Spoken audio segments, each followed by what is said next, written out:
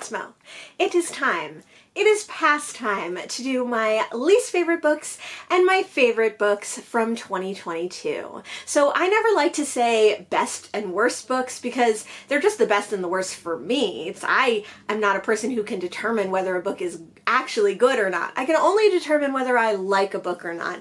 And I'm going to talk about my 5 least favorite books, the 5 books that I liked the least that I read in 2022, and I'm going to talk about 10 books that I liked the most out of all 135 books that I read that year. I'm only going to talk about 5 of them briefly as like an honorable mention, and then I will discuss my 5 favorite in greater lengths. So let's get started with the negative and get that out of the way. My 5th least favorite book, the book that is 5 away from the worst book that I read in 2022, is Well Played by Jen DeLuca. This one I read on audio, and I had read Well Met in 2021. It was definitely the favorite romance that I had read in 2021.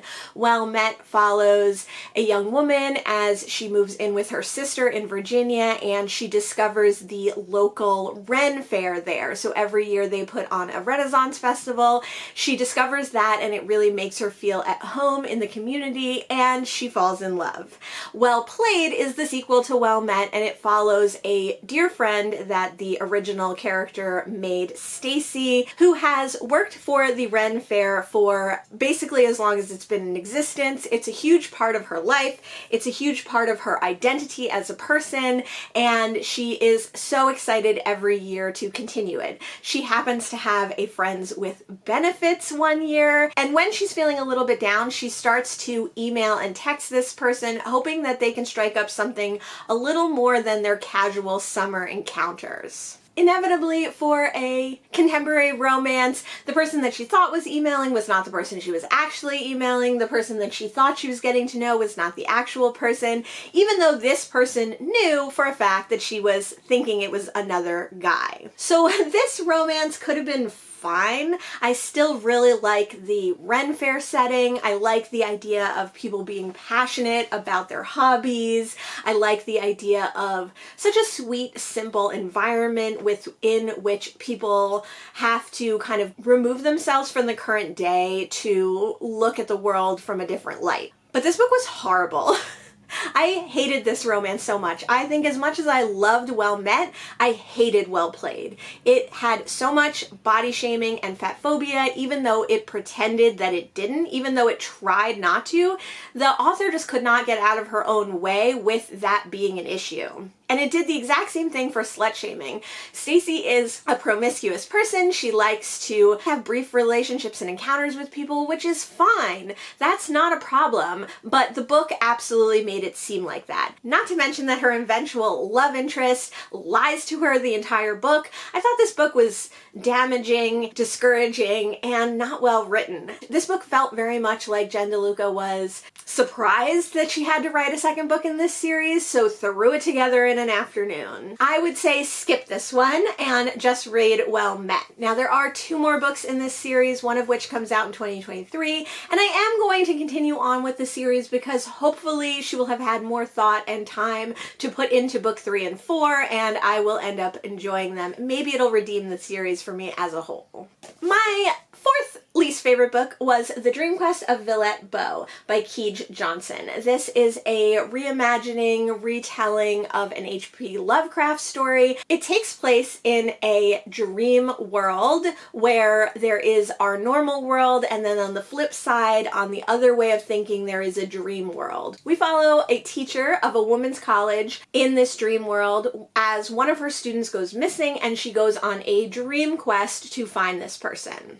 So this book actually ended up on the best of some people I know, but I really did not like this book. Perhaps if I had read the original story, it would have made more sense, but this book was, for being such a short book, overly long and overly descriptive in a way that you could not imagine what was happening. There were many descriptive passages of the dream world and of our main character's long quest to find her student that you couldn't picture in your mind, didn't make any sense, were overly long and could have been edited, and there was a fair amount of cultural appropriation in this book, which I didn't appreciate. I think there was some interesting things about it, especially the ending I found to be quite interesting, but overall I didn't think it was well written, and I didn't think it was worth my time, and I don't think it's worth yours. My third least favorite book that I read in 2022 was Funny in Farsi, a memoir of growing up Iranian in America by Fairuza Dumas. Now, I feel bad rating a memoir, a true life story of someone, so low, but this was not a well-written book. I think that Dumas didn't really have a end thesis or full structure for her story. It was told in a way which every chapter started with a joke and ended with a joke that most of the time didn't come off.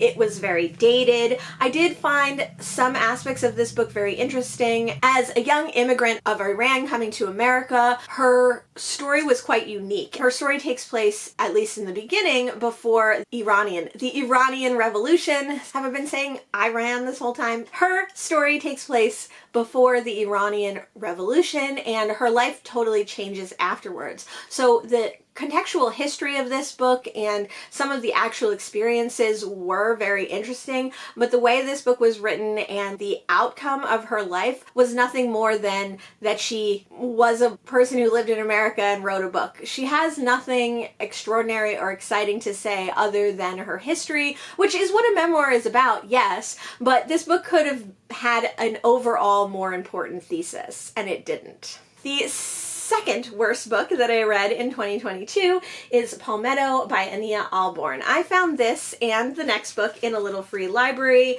Someone must have been getting rid of their like indie horror collection. This is an extremely short horror novella about a young couple who move into a gothic mansion that they plan on fixing up. The thing that they can't fix is the huge influx of bugs that start coming into their house. You can probably guess the rest of the story. This book had nothing new, nothing interesting, nothing exciting about it. It was very predictable, very silly, not scary at all. It just felt like a very amateur attempt at horror. I do actually think that this would be a good book for people looking to get into indie horror or to get into horror in general, because it's a very tame horror book with very well-known tropes that you would have seen before. So this might be a way to, if you've never read horror before, to dip your toe. And then the worst book that I read in 2022, my least favorite that I thought was very, very bad, was Dementia by Russell Coy. And it's a shame because this is one of my favorite covers of the year. I love this cover. I think it's so pretty, and I was so excited to find this in a little free library, and I was so excited to read it. This is a book about a young man whose life has kind of come to a halt. The momentum of his writing, of his creativity, of his relationships is at a standstill, except for the relationship that he has with his young daughter. When his young daughter is kidnapped into another dimension, he has to face the fact that he's kind of always known that these creatures existed and go rescue her. That sounds like a great premise. That sounds super fun. It's a super short novella. It should be good. But the problem is that these creatures, all they do is have sex all the time. So there are these monsters, there's these horrific things, he's seeing them, he's involved with them, and they're having sex. There's a very gratuitous rape scene in here, and it was bad. There was no reason for this. This was masturbatory on the part of the author, as well as all these creatures living in this weird dimension. Don't read this book. That's all for the negativity. Let's go for some positivity. My 10th most favorite book of 2022 was The Red Lamp by Mary Roberts Rinehart. This is a Golden Age mystery from one of the queens of crime, but an American queen of crime. And this is the first book of hers that I've read. I've been hearing about her for a long time, especially from Say Kevy, because she's one of Say Kevy's favorite authors. It is a mystery having to do with a family who inherits an estate, but instead of living in the main house, which is purported to be haunted, they end up living in the carriage house and renting out the main house. When the rumors of hauntings become more serious, the family has to solve the mystery. Highly recommend all Mary Roberts Rinehart. I read several more in 2022, but this one still remains my favorite. Coming in at number 9 of my favorite books of 2022, we have Piranesi. I read this book on audio and I don't have a physical copy, but I loved this strange fantasy novel about a person person living in a house which is also the world and exploring the house, exploring the world, trying to figure out why they're there, who they are, and what's going on. This was a short, sharp book, and I love that it was read by Chiwetel Ejiofor on the audiobook that I read. I would highly recommend this for fantasy lovers and people who love weird books. My eighth favorite book of 2022 is To Each His Own by Leonardo Scassazia. This is a Sicilian modern classic, and it has to do with a teacher whose two friends are murdered.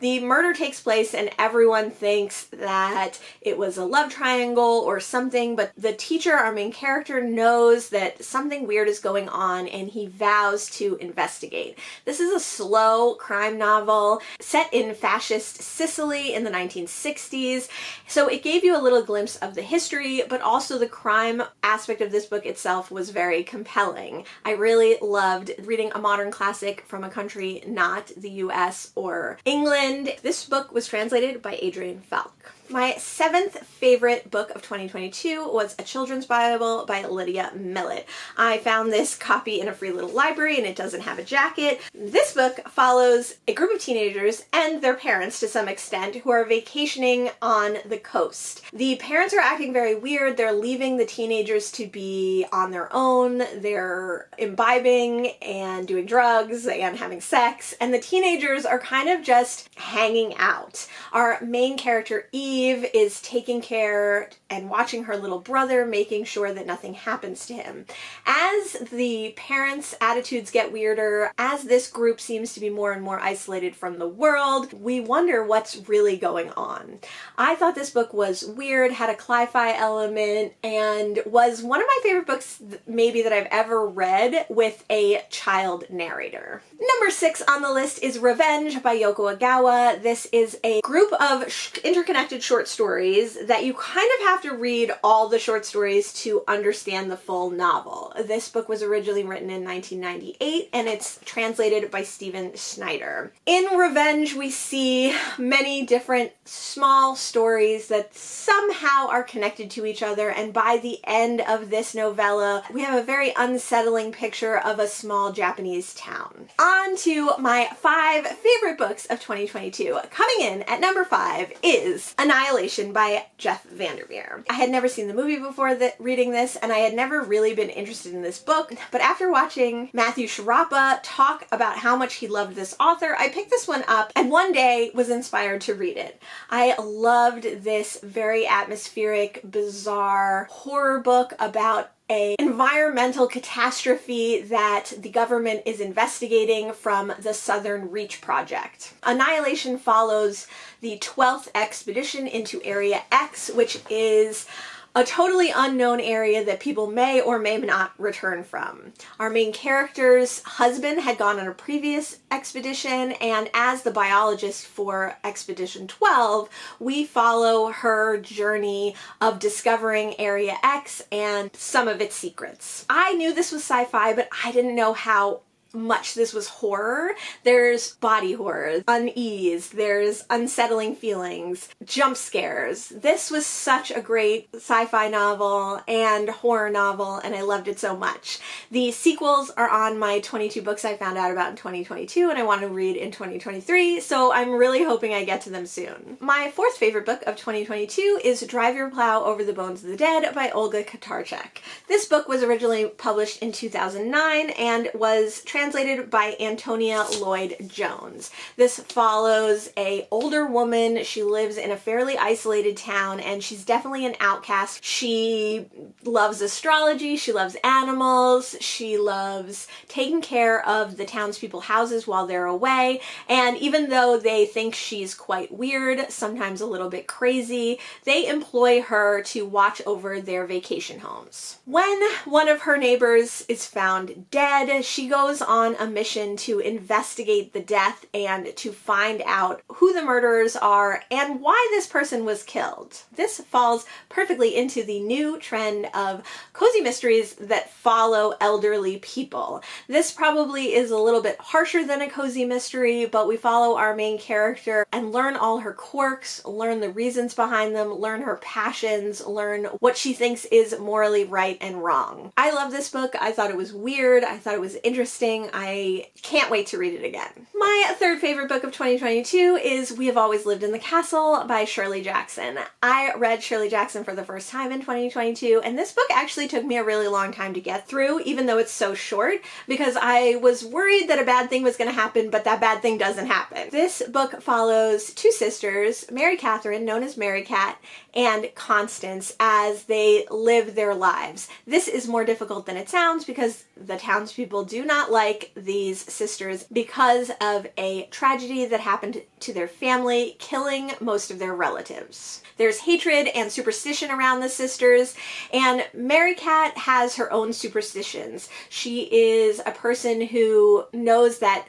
words and gestures and talismans will keep these sisters safe, and really that's her only concern, to take care of her sister Constance and her cat. This is another twist on a horror book that I was just so happy to read this year. I loved the sister relationship, the familial relationship, the psychological horror of an entire community ostracizing and hating you. I loved the cat relationship. It had a creeping dread horror that culminated in a way I wasn't expecting. Even though this book felt like it was written for me, that Shirley Jackson wrote this book with me in mind, I would highly recommend this to all fans of American modern classics and horror. The second book on my list, my second favorite book in 2022, was The Chrysalids by John Wyndham. I read this book all the way back in January of 2022, and I can't stop thinking about it. I loved this British classic sci-fi about a not too distant post-apocalyptic future where civilization has kind of reverted to a more primitive nature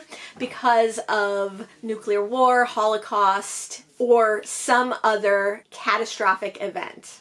One of the primitive ideas that comes back to the people at this time is that anyone who is different, weird, strange, anyone who has anomalies or mutations are evil and must be exterminated. Because of the catastrophe, people have developed mutations, but these mutations are very closely monitored. Any child who is found with a mutation is killed immediately. People who are able to grow up with mutation but are later discovered are sterilized and ostracized. This book follows our main character from a young boy finding out that although he doesn't look any different, he does have differences and mutations.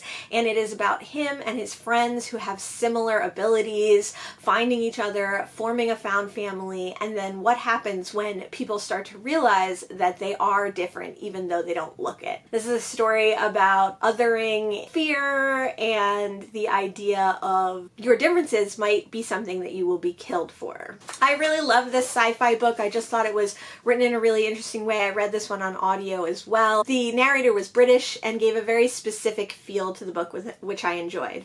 Although this was a book written in the 40s or 50s, it's very relevant for today, and the ideas and themes can still be associated with current issues. I want to read more of John Wyndham's work. I want to read all of John Wyndham's work, but this is the only one I've read so far, and I would highly recommend it. Here we are at number one, my favorite book of 2022, and that is The Only Good Indians by Stephen Graham Jones. 2022 was the year that I discovered John Wyndham, the year that I discovered Shirley Jackson, the year that I discovered Jeff Vandermeer. So many authors that I absolutely love, and one of those is Stephen Graham Jones. I've only read 2 Stephen Graham Jones books so far, but he quickly became a must-read everything author.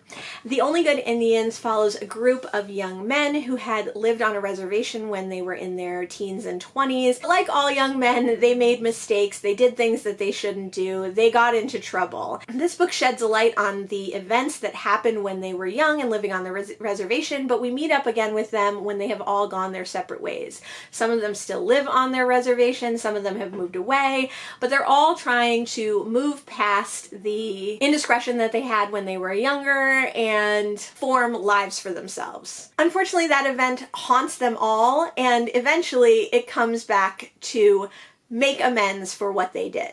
This is a horror book. It definitely has a lot of horrific elements. It definitely has gruesome and gory moments. It has animal violence. It has death and gore. So be warned for that. I would have thought that all that animal violence and other graphic depictions of violence would have turned me off, and in a way it did, but this story was just so compelling. Following these young men, finding out what happened to them, finding out what their thoughts and emotions on something that they did that they knew was wrong, how that followed them their whole lives, and how it finally catches up with them in this book. This book was also one of my first introductions to modern Indigenous writing and how it weaves in Indigenous culture, myths, legends, and magic in a very current and contemporary way. I think people really struggle with this book because it is written in a very different way as well.